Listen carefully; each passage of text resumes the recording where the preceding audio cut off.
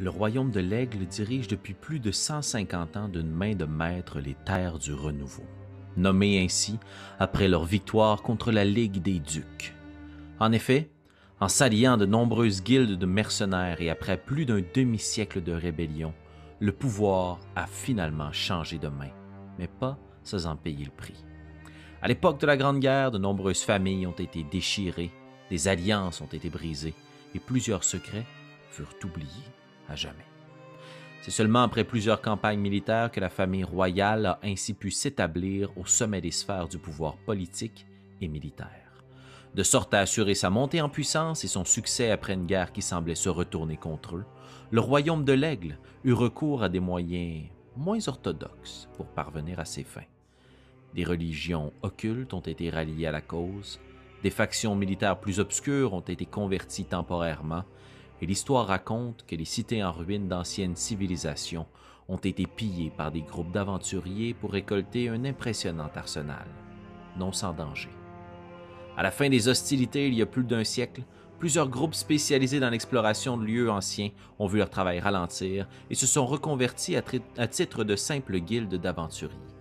D'autres, par contre, toujours dans les bonnes grâces du royaume, ont continué à exercer leurs fonctions pour camoufler ou exploiter certains mystères. Le roi Archibald VI de l'Aigle règne actuellement sur le royaume à partir de sa forteresse de Castel-du-Cap.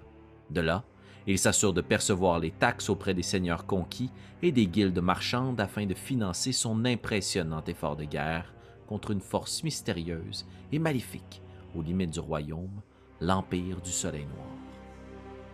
Par une journée grise et pluvieuse, un émissaire s'est présenté aux portes de la forteresse lourdement gardée en ces temps incertains, afin d'obtenir une audience avec l'un des préfets de la famille royale.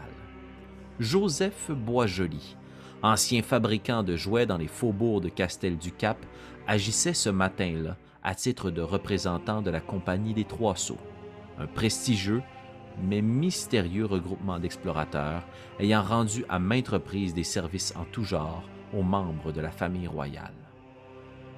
Chargé d'une lettre de passage serrée dans ses mains moites, Joseph en était à sa première mission en tant qu'émissaire de la compagnie qu'il avait récemment rejoint. D'habitude, il vivait dans les faubourgs à l'extérieur des remparts de la ville royale. Joseph Carpentier menait jusqu'à quelques mois une vie paisible et rangée. Travaillant minutieusement le bois dans son atelier, il confectionnait de ses doigts agiles des jouets pour les bourgeois de la ville et prenait toujours un grand soin de fabriquer quelques exemplaires supplémentaires pour les orphelinats des environs.